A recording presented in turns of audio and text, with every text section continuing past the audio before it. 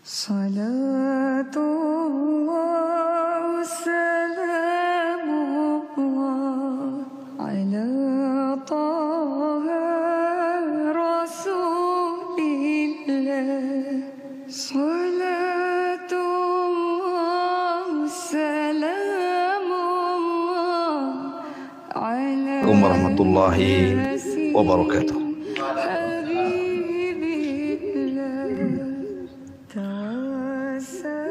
Alhamdulillah, wassalatu wassalamu ala rasulillah wa ala alihi wa sahbihi wa mawalah wa la hawla wa la quwata illa billahi wa ba'du.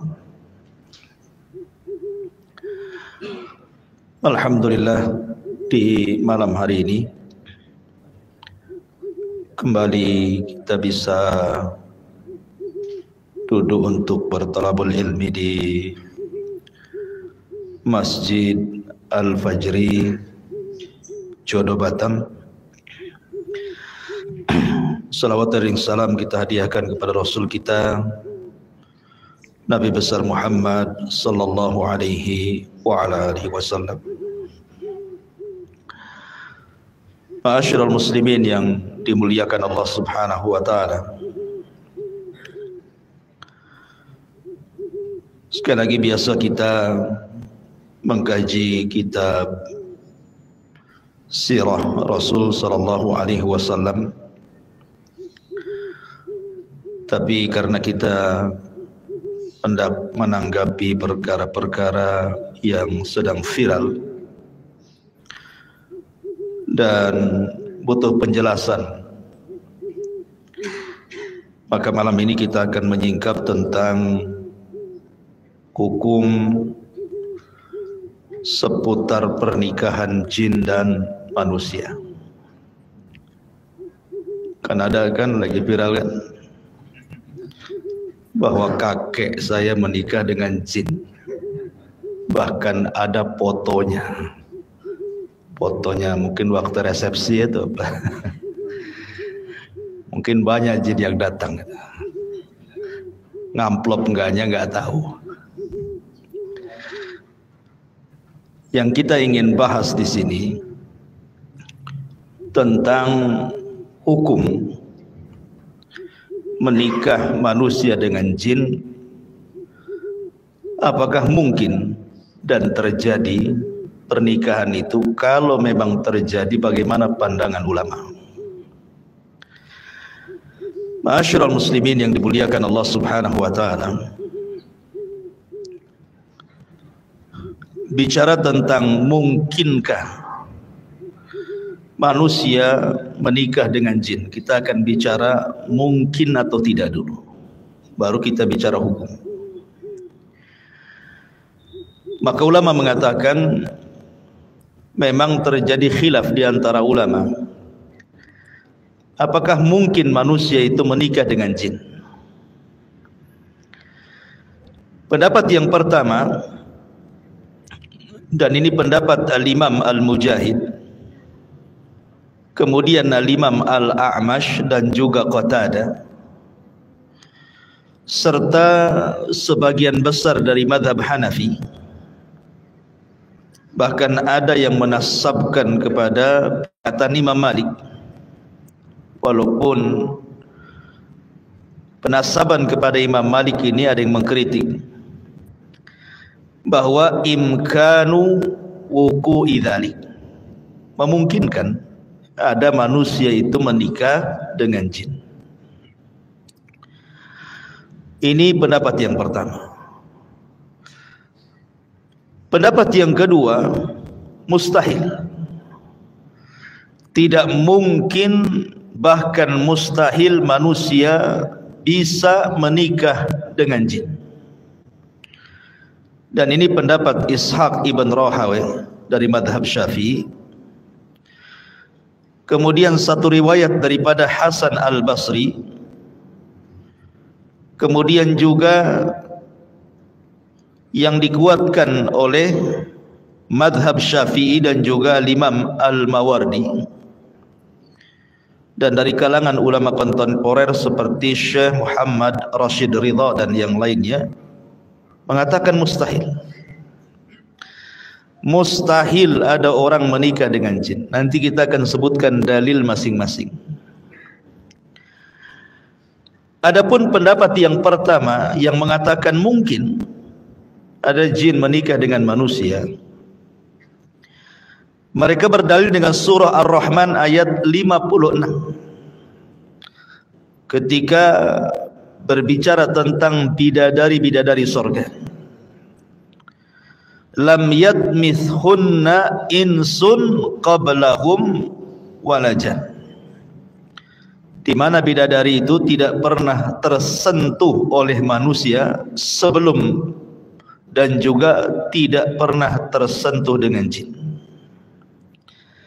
Di sini ada penyebutan manusia dan jin. Artinya ini kan bicara tentang bidadari surga. Tapi kalau seandainya bicara tentang wanita-wanita dunia, berarti mungkin disentuh oleh jin dan manusia. Pemahamannya seperti itu. Kemudian pendapat yang dalil yang kedua, surah Al-Isra ayat 64, di mana Allah mengatakan wasyarikhum fil amwali wal aulad, di mana jin-jin atau syaitan-syaitan itu terkadang bersyirikat dengan mereka manusia dalam harta dan anak-anak. Kalimat bersyirikat di sini artinya orang-orang yang melakukan hubungan suami istri yang tidak membaca basmalah dan tidak ta'awudz kepada Allah, maka mungkin ada jin yang berserikat dalam hubungan. Ketika ada memungkinkan berserikat dalam hubungan intim, seperti hadis Nabi sallallahu alaihi wasallam, "Idza jama'a ar-rajulu imra'atahu wa lam yusammi, in tawasyaitanu ila ihlilihi fayujami'u ma'ah." Apabila seorang laki-laki menggauli istrinya dan tidak baca basmalah, maka setan ikut bergabung dan ikut melakukan persetubuhan di situ. Berarti memungkinkan setan itu menikah dengan jin karena bersyirikat dalam hubungan suami istri. Ma'asyiral muslimin yang dimuliakan Allah Azza wa Jalla, ini diantara dalil bahwa mungkin jin itu menikah dengan manusia. Adapun dalil yang mengatakan mustahil, tidak mungkin jin itu menikah dengan manusia, satu dalilnya surah Ar-Rum 21. Allah mengatakan wa min ayatihi an khalaqalakum min anfusikum azwaja litaskunu ilaiha wa ja'ala bainakum mawaddatan wa rahmah inna fi dzalika laayatin liqaumin yatafakkarun. Dan dari tanda-tanda kuasa Allah, Allah menciptakan bagi kalian dari diri kalian atau jenis kalian azwaja, pasangan masing-masing.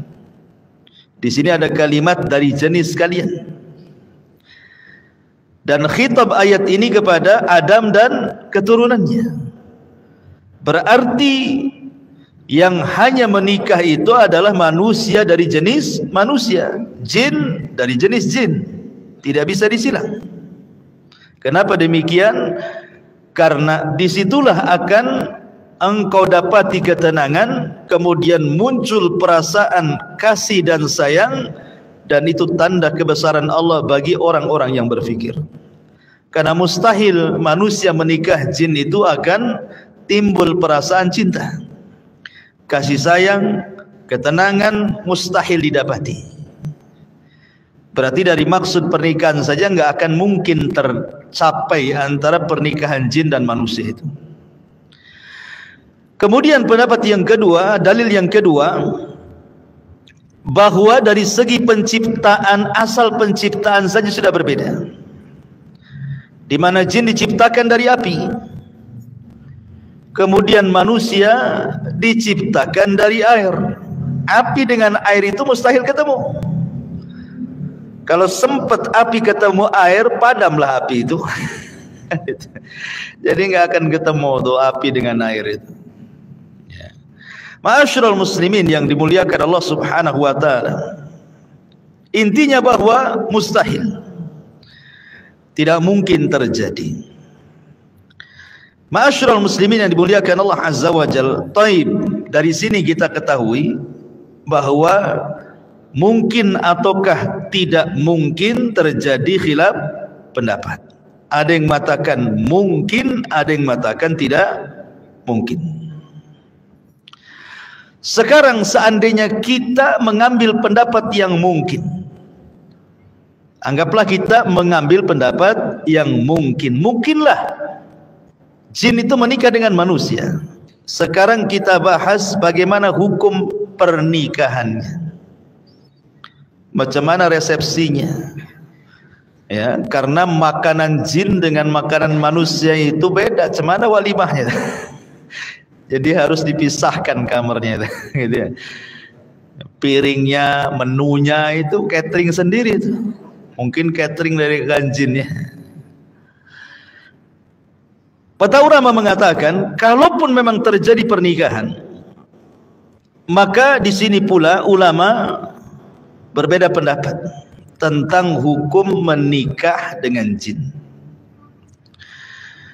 Yang pertama, pendapat yang pertama, an-nahyu an dzalik, dilarang, tidak boleh manusia menikah dengan jin walaupun mungkin.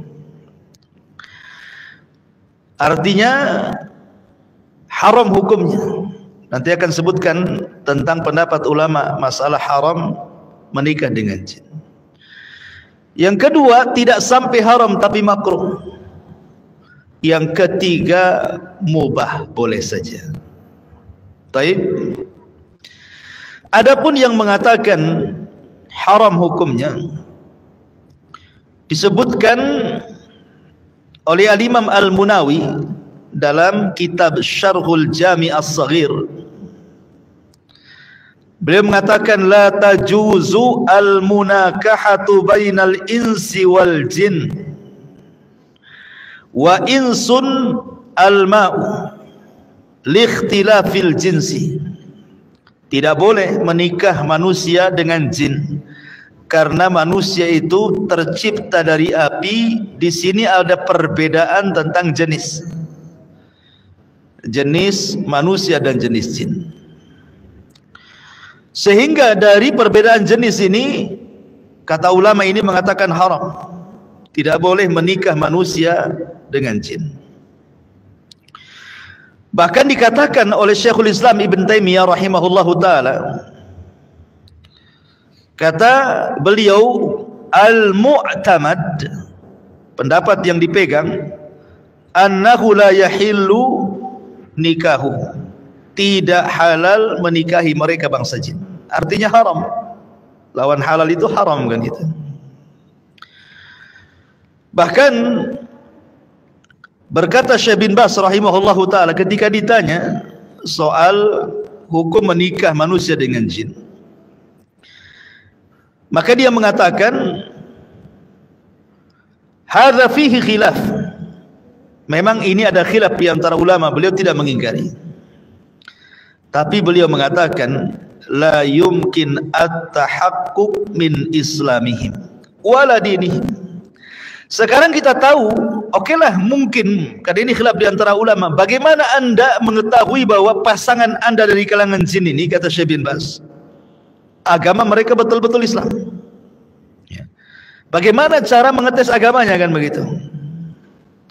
Maka beliau mengatakan fala yambagi at-tazawwuj minhum bil kulliyah, maka tidak layak siapapun menikah dengan bangsa jin secara mutlak, karena jin itu para pendusta.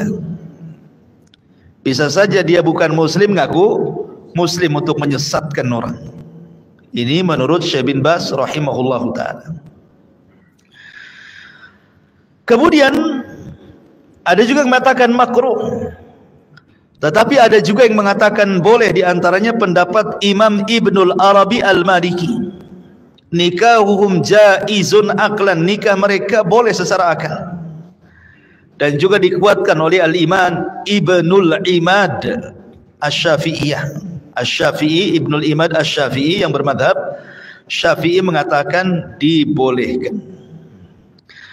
Tapi pendapat yang kuat, ma'asyiral muslimin yang dimuliakan Allah Azza wa Jalla, tidak boleh, haram manusia menikah dengan jin. Ada beberapa hal kalau kita kupas sedikit tentang madarat menikah jin dan manusia ini. Pertama, nikah secara syar'i itu untuk ulfah. Ulfah itu maksudnya supaya terhubung perasaan cinta antara suami ke istri atau sebaliknya. Kemudian sukun, ketenangan.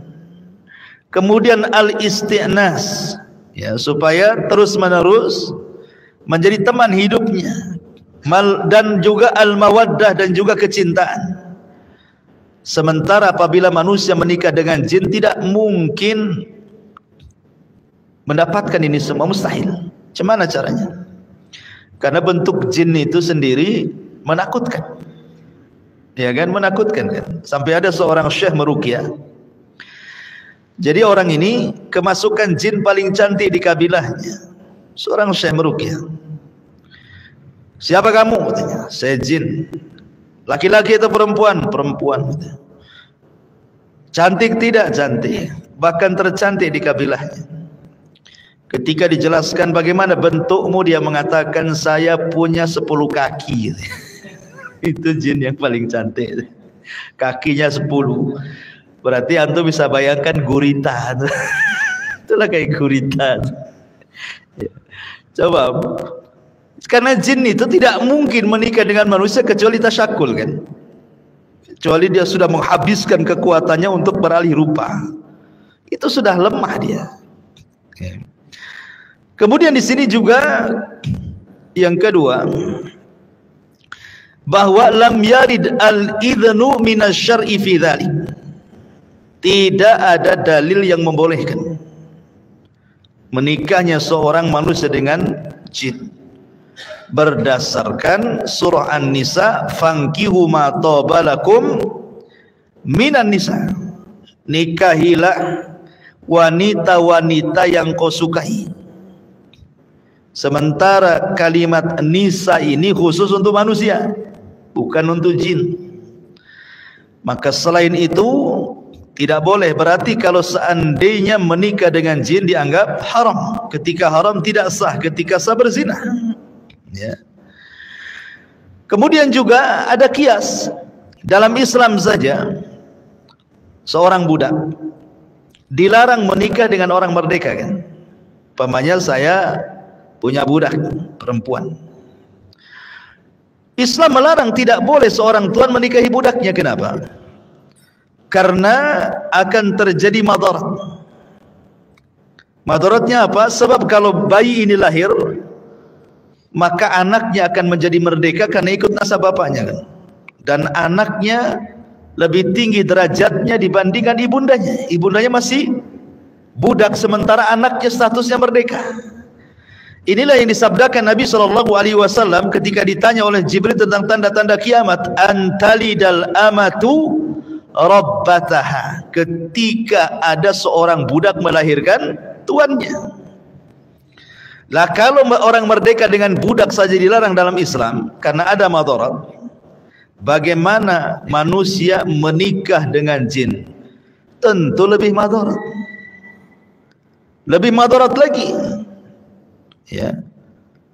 Kemudian kalau seandainya memang hamil gitu ya, baik jinnya yang hamil karena perempuannya dari jin, atau manusia yang hamil gitu ya karena pernikahan dengan laki-laki dari jin, itu nanti kalau lahir kayak apa itu anaknya?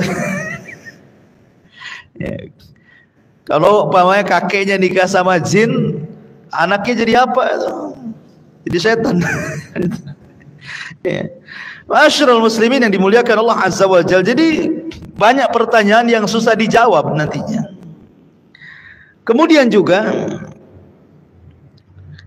Al-Imam Al-Mawardi beliau mengatakan ini mustangkarun lil ukul, enggak bisa dicerna. menikah dengan jin dan manusia litabayunil jinsaini, karena berbeda jenis, wa ikhtilaf at-tab'aini, karena berbeda tabiat. Sudah jenisnya beda, tabiatnya pula berbeda. Kemudian juga bentuk badannya kita tidak tahu, kecuali kan dia tasyakul saja. Kalau dia memang beralih rupa bolehlah kan itu ya, nampak gitu. Tapi kalau dalam bentuk asli, cemana dia tahu bentuk aslinya seperti apa? Sehingga karena sudah berbeda jenis, berbeda tabiat gitu ya, yang satu bentuknya jasmani, yang satu bentuknya ruhani. Cemana akan ketemu jasmani dengan ruhani? Makanya kata beliau, ini mustangkarun lil uqul, mustahil nih, nggak bisa dicerna, kata Imam Al-Mawardi rahimahullahu taala. Kemudian juga di antara madaratnya juga adalah disebutkan di sini, yatarattab alaihi mafasid katsira, maka akan banyak kerusakan di dalamnya. Li qudrati al-jinniyati ala tashakkuli bi suratin ukhra, wa kaifa yathiqu anna allati tukhalituhu hiya zaujatuhu haqqan. Kalau seandainya jin sudah menikah dengan antum, kemudian jin ini kan beralih rupa baru bisa digauli kan gitu, apakah kita tahu bahwa jin yang beralih rupa adalah pasangan kita? Bisa saja dia ganti-ganti pasangan kan itu ya. Nah, saya mau ke sana dulu, gantikan saya. Bisa saja kan itu ya. Namanya sih nggak bisa dilihat. Ya, bisa saja dia ngomong begitu, saya sibuk nih, nggak enak pula dengan suami saya itu. Kamu gantikan dulu lah, biar dia nggak curiga sama saya. Jadi kalau mereka selingkuh itu enak gitu ya, karena tidak bisa dilihat. Jadi nggak bisa gitu ya. Kemudian juga hadis-hadis tentang biwuqu'i zawaji minal insi lil jin, terjadinya pernikahan manusia dengan jin itu semuanya dhaif, tidak tertetapkan di dalam sunnah Nabi sallallahu alaihi wasallam. Seperti contoh saja hadisnya, hadis Aisyah radhiyallahu anha.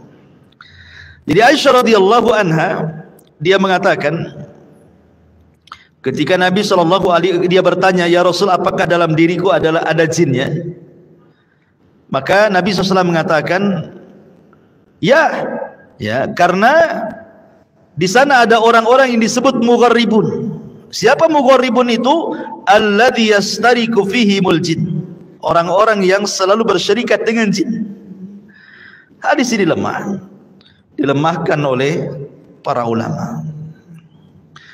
Intinya ma'asyiral muslimin yang dimuliakan Allah Subhanahu wa taala, ya, secara singkat mungkin ada 3 poin tentang bahaya menikah dengan jin itu. 1, pasti akan terjerumus kepada al-fawahish antara Bani Adam dengan jin. Pasti akan terjadi al-fawahish, artinya perzinahan, kerusakan, macam-macam ya, tidak mungkin tidak, itu pasti terjadi. Kemudian yang kedua, ma yatarattab ala tanakuhi bainahuma min adz-dzurriyyati wal hayati zawjiyah. Dalam menikah itu kan salah satu tujuannya adalah memiliki keturunan, memperbanyak anak, karena Rasul akan berbangga dengan banyak umatnya pada hari kiamat. Apakah mungkin manusia ketika menggauli jin atau sebaliknya akan bisa punya keturunan sementara jenisnya sudah berbeda? Ya, rahim mereka berbeda dengan rahim manusia kan gitu. Jadi ini pun jadi masalah. Ya. Berarti tidak punya keturunan dengan mereka. Tidak ada keturunan dari jin. Jadi kalaupun seandainya nih ada seorang suami menggauli istrinya, lupa membaca basmalah atau isti'adzah, kemudian jin ikut menggauli di situ, ya memang kedua-duanya akan merasakan nikmat duniawi, tetapi tidak bisa membuahi jin itu, dan tidak bisa juga kemudian memecahkan keperawanan. Karena yang satu ruh, yang satu jism, macam mana caranya kan itu? Artinya bahwa dari sini saja sudah madarat, karena tidak mungkin kemudian pernikahan manusia dengan jin akan melahirkan keturunan. Adapun kemudian yang ada di medsos gitu, ya ada orang yang mukanya jelek kemudian mengatakan karena ibunya kawin dengan jin gitu. Apa pula, nggak ada urusannya. Nggak ada. Manusia itu diciptakan sebaik mungkin. Laqad khalaqnal insana fi ahsani taqwim. Kemudian juga yang ketiga, bahwa bermuamalah dengan bangsa jin ini pasti akan memadaratkan banyak perkara. Karena jin itu memang kalau dia muslim, dia tidak mungkin bermuamalah dengan manusia yang muslim. Kehidupan mereka sendiri. Berarti yang memungkinkan muamalah dengan manusia itu jin-jin yang kafir, jin-jin yang fasik. Walaupun dia muslim mungkin fasik, dan otomatis tujuan mereka sendiri menikah dengan manusia untuk merusak manusia, bukan untuk memperbaiki manusia. Maka tidak perlu berbangga. Tidak perlu berbangga orang itu, oh kakek saya menikah dengan jin. Apa kebanggaan kan itu ya. Oke, ada foto walimahnya, la ilaha illallah kan, sampai ke walimahnya. Cuman itu fotonya, bentuknya kayak apa itu yang hadir di situ. Padahal Nabi SAW ketika bicara tentang masalah asnaf,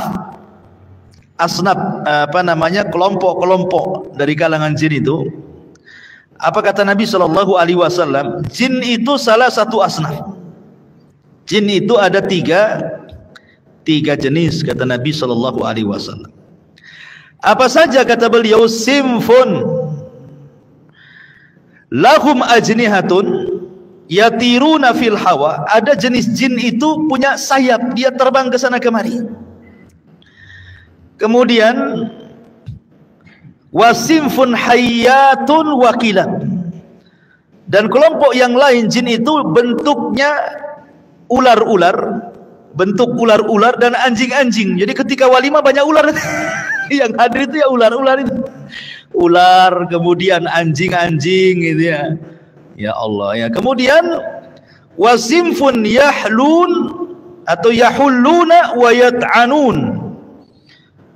Yahulluna wa yat'anun, dan kelompok yang lain mereka jin yang tinggal diam di rumah-rumah kaum muslimin, ataupun wa yat'anun ke sana kemari, dia rihlah, safar ke sana kemari. Itulah jenis-jenis jin. Jenis-jenis jin yang disebutkan Nabi SAW dalam hadis Abi Tha'labah Al-Khushani radhiyallahu anhu. Di sana memang banyak pembagian soal macam-macam jin itu, ikhwan. Seperti umpamanya menurut ahli kalam. Menurut ahli kalamnya. Ahli kalam itu maksudnya orang-orang filsafat. Jadi mereka membagi ketika bicara tentang jin itu, kata Imam Ibnu Abdul Bar rahimahullahu ta'ala, al-jinnu inda ahlil kalam, jin menurut ahli kalam, orang-orang filsafat, ala maratib, itu ada tingkatan-tingkatannya. Fa'idha dzukkiru atau fa'idha dzukkirul jin khalisan qalu jinniyun. Atau faidha dzakaru al-jinna, apabila mereka menyebutkan kalimat jin khalisan secara mutlak gitu ya, enggak ada embel-embel yang lainnya, maka mereka mengatakan itulah maksudnya jin. Apabila disebutkan ya jin gitu. Fa idza aradu annahu mimman yaskunu ma'annas, tetapi kalau yang dimaksud jin yang hidup bersama manusia di rumah-rumah itu, qalu, mereka mengatakan amir, itu sebutannya amir ataupun jamannya awamir. Jadi jin-jin yang ada di rumah itu disebut amir namanya. Kemudian fa in kana mimman ya'ridu lisibyan qalu arwah. Tapi kalau yang dimaksud jin-jin yang suka main-main dengan anak-anak, mempermainkan anak-anak tuh seperti anak-anak indigo gitu ya. Gitu suka dimain-mainin sama jin itu. Karena jin ini terkadang kalau tasyakul itu suka mewarna-warnai badannya. Untuk apa? Menakut-nakuti. Jadi kalau antum ke tempat gelap-gelap itu, kadang-kadang apa namanya, ada mungkin sekilas gitu ya, ada warna putih lewat gitu ya, atau warna-warna yang lainnya. Itu memang jin seperti itu. Jin itu terkadang mereka menakut-nakuti manusia itu dengan menggunakan warna-warna di badannya. Tasyakulnya itu dengan talawun, mewarnai badannya. Kayak antum di lampu merah itu ada manusia silver tuh. Kayak gitulah, manusia silver ya, itu kan jin itu seperti itu. Jadi kadang-kadang antum lewat di kuburan, tiba-tiba pohon pisang jadi setan. Setelah betul-betul ditengok, ternyata pohon pisang. Tapi kalau sekilas itu kayak ada bayangan gitu ya, itu setan, itu jin yang nakut-nakuti kita. Makanya terkadang anak indigo itu ya terkadang melihat jin, tetapi setelah tasyakul atau karena imajinasinya anak itu, karena suka ditakut-takuti setan sehingga seolah-olah melihat setan padahal tidak gitu ya. Nah, jadi ada namanya jin itu arwah. Makanya Rasul melarang mengeluarkan anak-anak di waktu maghrib. Kata Rasul, jangan mengeluarkan anak-anak kalian di waktu maghrib, karena itu saat setan sedang talaub, sedang main-main gitu ya. Dan fa'in khabutha, kalau jahat jin itu, maka disebut marid. Marid ini kepala jinnya, ya, ketua jinnya. Bahkan dalam sebuah kitab ya, yang ini jadi rujukan bangsa jin, itu nanti saya akan sebutkan beberapa nama jin yang dijadikan rujukan tukang sihir. Kitab Syamsul Ma'arif itu. Di situ dijelaskan nama-nama kabilah-kabilah jin itu. Wallahu alam sandarannya kemana ya, tapi sebagai pengetahuan nanti saya sebutkan. Kemudian fa in zada ala dzalik, jadi kalau seandainya lebih parah daripada jin marid disebut ifrit. Itulah yang kemudian di zaman Sulaiman pernah tunduk kepada Sulaiman dan berjanji untuk mengangkat istana Ratu Balkis dari Yaman ke Palestina sebelum Sulaiman bangkit dari singgasananya. Berarti punya kekuatan tuh jin ifrit itu. Ma'asyiral muslimin yang dimuliakan Allah Subhanahu wa taala.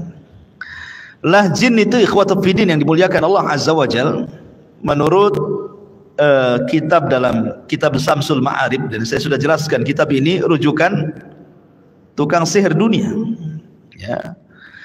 Jadi dalam kitab itu ada namanya jin itu ad-dawiyin.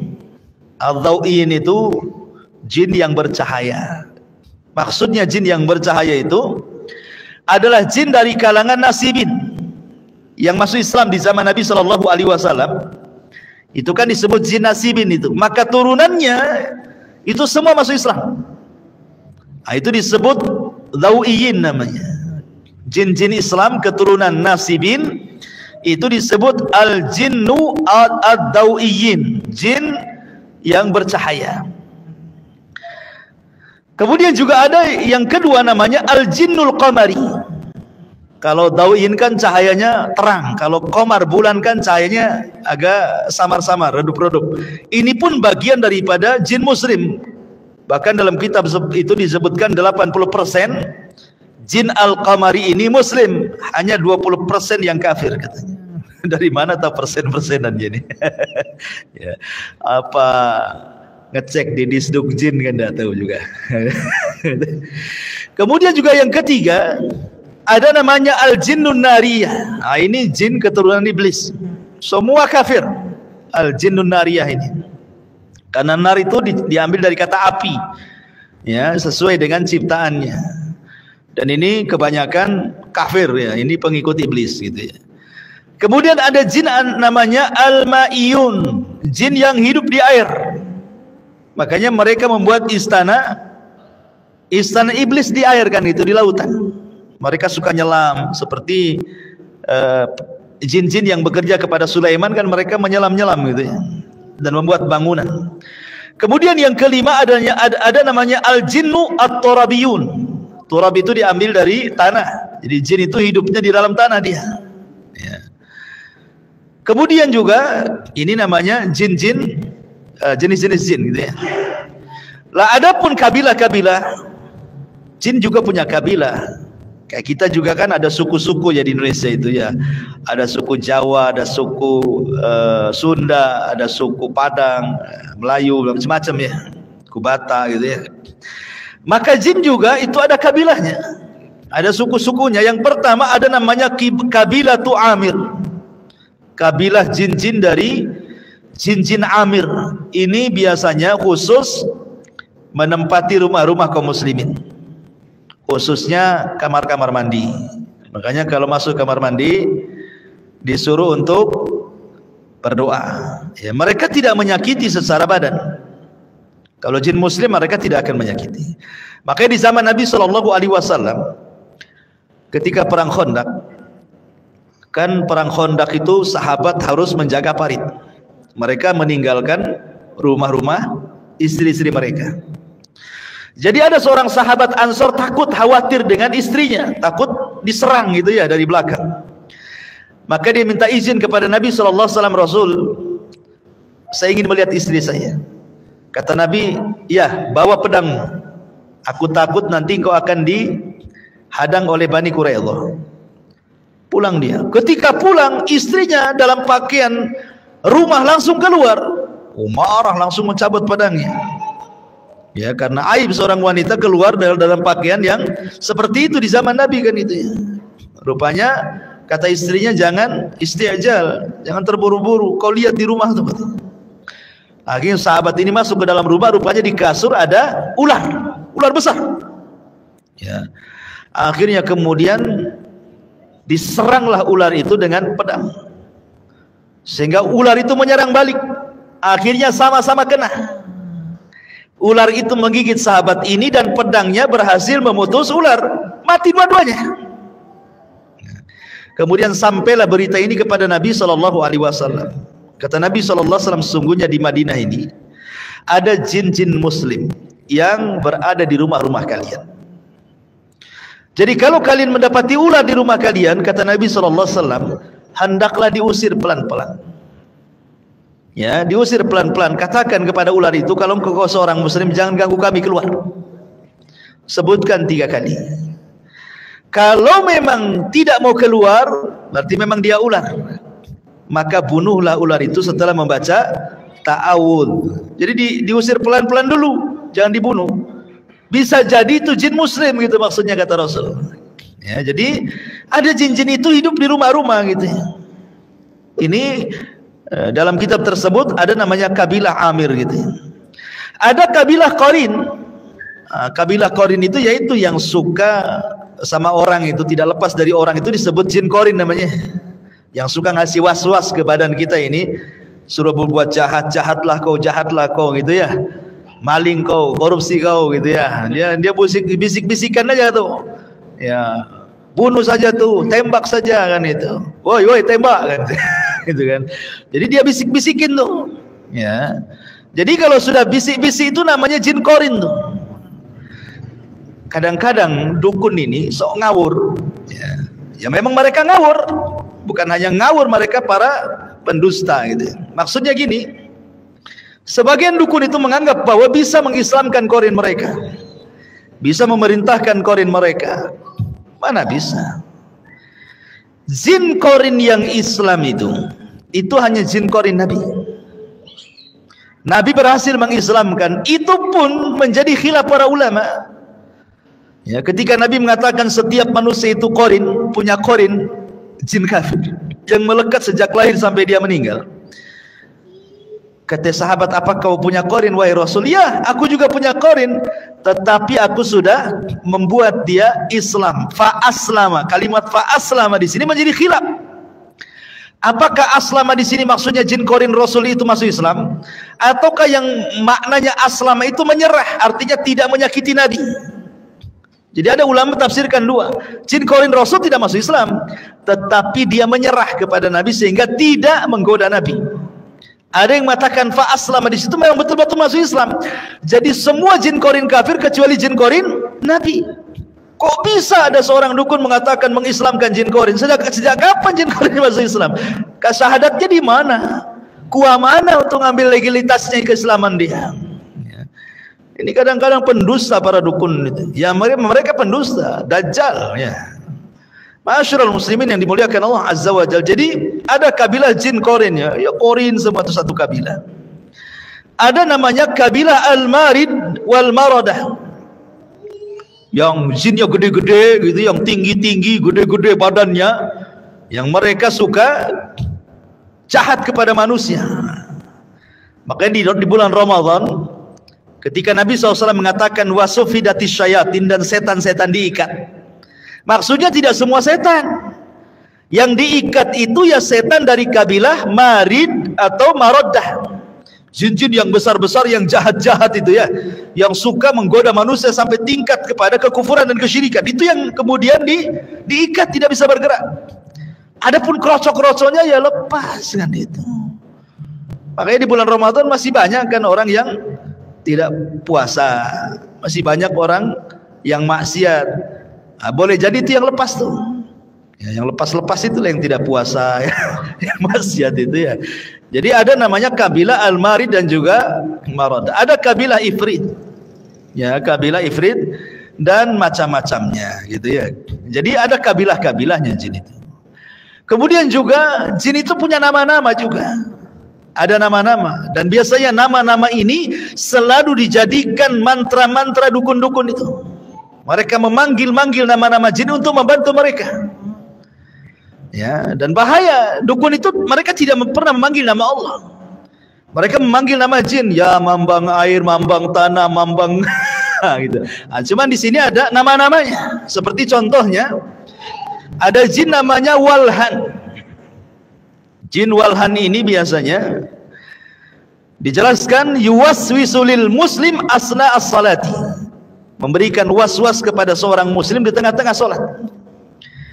Dia masuk ke perut, kemudian buat bunyi-bunyi kerbak-kerbuk, kerbak-kerbuk gitu kan. Kemudian disangka kentut padahal tidak, akhirnya membatalkan sholat. Kata Rasul, jangan kamu berpaling dari sholatmu kalau hanya mendengar suara perut, kecuali kalau sudah keluar dan terdengar ledakannya. Ya, kentutnya sudah kedengar gitu ya, dor gitu ya, atau baunya nampak ke hidung, nah, berarti jelas kentutnya. Tapi kalau suara perut jangan, itu waswas setan dari setan atau jin namanya Walhan.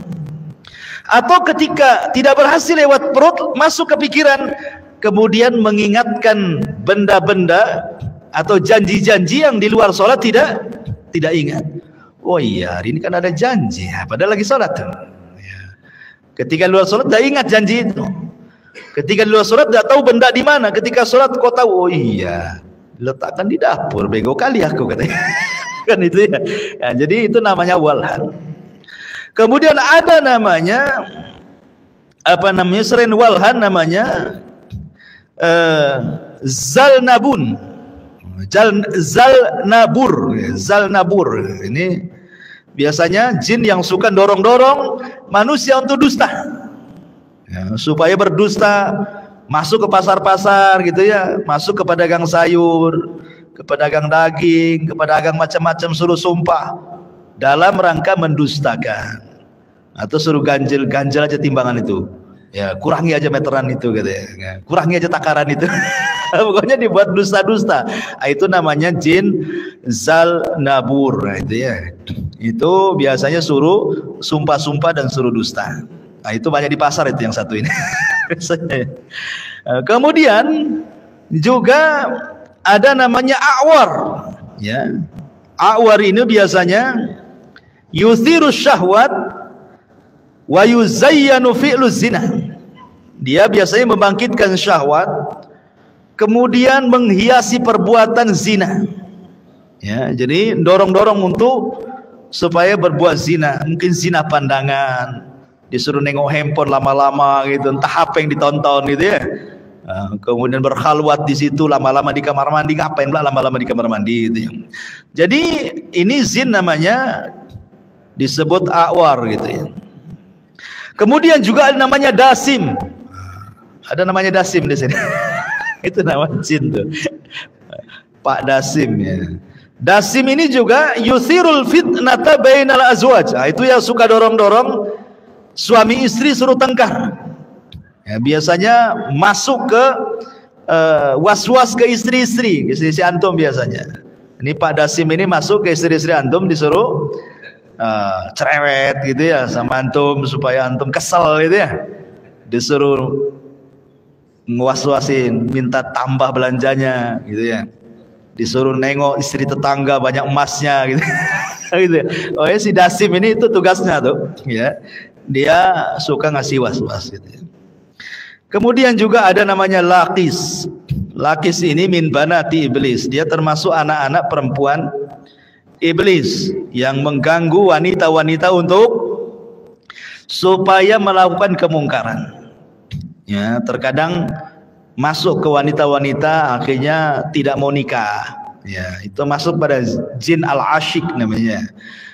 Jadi orang yang sudah 40 tahun, biasanya perempuan sudah mapan, sudah punya pekerjaan, itu tidak mau nikah. Ah, ngapain susah gitu ya kan? Kalau saya nikah harta saya habis dimakan suami saya. Gitu ya kan? Jadi ada orang-orang yang nggak mau nikah tuh. Ya, yang laki-laki juga sama ya, nanti kemasukan jin ini. Kemudian ada namanya jin ini ad-dahar yu'dhil bashar fi ahlamihim wa yurawwi'uhum, ya, wa yurawwi'uhum. Jadi yu'dhil bashar fi ahlamihim wa yurawwi'uhum. Jadi ad-dahar ini dia nama jin yang suka masuk ke mimpi-mimpi orang. Ya, kemudian menakut-nakuti dalam mimpinya tuh. Dia masuk dalam mimpi itu, kemudian dia membuat dalam mimpinya seolah jadi genderuwo gitu ya, kemudian jadi binatang-binatang buas gitu ya. Pokoknya dia menakut-nakuti dalam mimpinya. Makanya mimpi basah sekalipun itu bukan dari Allah, bukan mimpi baik mimpi basah itu. Mimpi basah itu dari setan. Makanya para nabi tidak pernah mimpi basah. Ya. Tidak ada satupun nabi yang mimpi basah. Kenapa? Karena mimpi basah maksudnya mimpi berhubungan suami istri dalam mimpi itu dari setan. Terkadang kiriman sihir. Pamannya antum dalam mimpi gitu kan menggauli tetangga antum, diceritakan pula sama istri. Kacau antum ini. Jangan diceritakan sama istri. Dek, semalam saya menggauli tetangga sebelah. Ya, wazalah itu ya. Jangan diceritakan. Itu mimpi buruk, jangan diceritakan. Ya, itu namanya dahar itu ya. Kalau dahar orang Sunda ya makan. Maksudnya dahar di sini nama jin. Ada namanya jin itu tamrih. Ya, itu yunshirul kasal wa adamul qudrati alal qiyam bil wajibat. Nah, si tamrih ini dia masuk ke manusia membuat malas ibadah. Kemudian tidak mau melakukan hal-hal yang wajib. Dia malas sholat gitu ya. Pokoknya malas berbuat baik sama orang tua. Pokoknya yang wajib-wajib itu malas dia melakukannya. Termasuk juga ada namanya jin namanya sabrun ya, atau sabar ya, pakai sa. Yusaidu ala latmil wajhi. Itu dorong-dorong orang untuk mukul. Kalau mukul itu pukul wajah, pukul wajah. Makanya dalam Islam tidak boleh mukul wajah. Kata Rasulullah, tadribil wajah, jangan pukul wajah. Dalam kondisi apapun suami marah sama istri, jangan pukul wajah. Pukul yang lainnya saja. Ya, jangan wajahnya. Ya. Kemudian juga ada namanya miklas. Miklas ini yukiul adawata wal baghdha bainan nas. Dia suka nyulut kompor dia. Supaya orang musuhan, supaya orang kemudian bertengkar gitu ya, dan lain sebagainya dan lain sebagainya. Lah ini penamaan-penamaan seperti ini secara nas Al-Quran atau hadis Nabi SAW memang tidak ada. Tapi tercantum dalam kitab yang jadikan rujukan para dukun seperti Samsul Ma'arif, kemudian kitab-kitab yang semakna yang sudah saya jelaskan ke antum. Lah nama-nama inilah yang kemudian dipanggil-panggil mereka itu. Ya, nama-nama jin inilah untuk kemudian memanggil mereka dan menolong keinginannya. Maka tidak boleh seseorang itu memanggil-manggil kecuali nama Allah Subhanahu wa taala. Ya. Ma'asyiral muslimin yang dimuliakan Allah Subhanahu wa taala. Baik. Kemudian juga yang kalau kita mengacu kepada nas-nas ya Al-Quran atau hadis Nabi SAW yang sudah jelas-jelas ya, nama-nama jin itu adalah pertama jin Al-Qarin, itu sudah jelas berdasarkan nas memang ada namanya jin Al-Qarin ya, memang yang tidak lepas daripada manusia. Jin itu memberikan was-was untuk melakukan kejahatan. Ada namanya jin itu Al-Khubthu wal Khaba'ith ya, makanya kalau kita masuk kamar mandi kita disuruh berlindung dari al-khubtsu wal khaba'is kan. Al-khubtsu itu artinya jin laki-laki, al-khaba'is jin perempuan. Jadi kalau yang masuk laki-laki digoda al-khaba'is perempuan. Kalau yang masuk perempuan digoda al-khubtsu jin laki-laki. Kalau yang masuk bencong digoda dua-duanya. Taib. Jadi ini sudah jelas ada al-khubtsu al-khaba'is. Atau umpamanya jin yang disebutkan yang jelas-jelas gitu ya berdasarkan nas Al-Qur'anul Karim ataupun hadis-hadis Nabi sallallahu alaihi wasallam. Seperti contohnya apa ya? Jin hammam tadi sudah jelas ya, kamar mandi, atau jin al-asyik. Ya, jin al-asyik ini jin yang suka membuat anak muda tidak mau kawin, perempuan tidak mau kawin gitu ya, kemudian dihayalkan untuk maksiat. Ya, anak-anak muda memilih maksiat dibandingkan menikah. Ya, dibandingkan menikah itu karena kemasukan jin al-asyik namanya. Nah, itu juga dibahas oleh para ulama dan lain sebagainya. Artinya ketika kita menetapkan tentang nama-nama dan syaitan dan jin, sebaiknya karena mereka adalah alam gaib, kita tidak pernah bersentuhan dengan mereka. Ya, karena buat apa? Kehidupan mereka sudah berbeda dengan kehidupan kita. Lalu untuk apa kita bersentuhan dengan mereka kan? Karena biasanya yang bersentuhan dengan kalangan jin itu adalah mereka para dukun, karena para dukun itu mengaku hal gaib, dan orang yang mengaku mengetahui ilmu gaib itu ada dua macam. Pertama, menggunakan jasa setan, istihdamu syayatin, dan mereka adalah musuh para nabi. Ataupun sok tahu ilmu gaib, tidak menggunakan setan, dan mereka para dajjal, para penipu. Ya, itu saja kan gitu ya. Karena tapi masalahnya dukun-dukun sekarang tidak mau dibilang dukun. Sepersis kayak riba gitu ya. Jangan dibilang riba, bunga bank gitu. Jangan dibilang khamar, jus, jeruk gitu ya. Tapi dimakan teler dia kan. Jangan dibilang dukun, bilang aja orang pintar gitu ya. Jadi kadang-kadang disamar-samarkan dia, emang begitu. Kebatilan itu harus disamarkan supaya manusia terperangkap dalam kebatilan. Ma'asyiral muslimin yang dimuliakan Allah Azza wa Jalla. Wallahu a'lam, mungkin saya tidak lama-lama ya, udah jam 9 karena juga cuaca dingin di luar. Insyaallah ini saja yang bisa saya sampaikan. Mudah-mudahan ada manfaatnya. Kita tutup dengan doa kafaratul majlis. Subhanakallah bihamdika asyhadu an la ilaha illa anta astaghfiruka wa atubu ilaik. Allahu ta'ala alam. Assalamualaikum warahmatullahi wabarakatuh.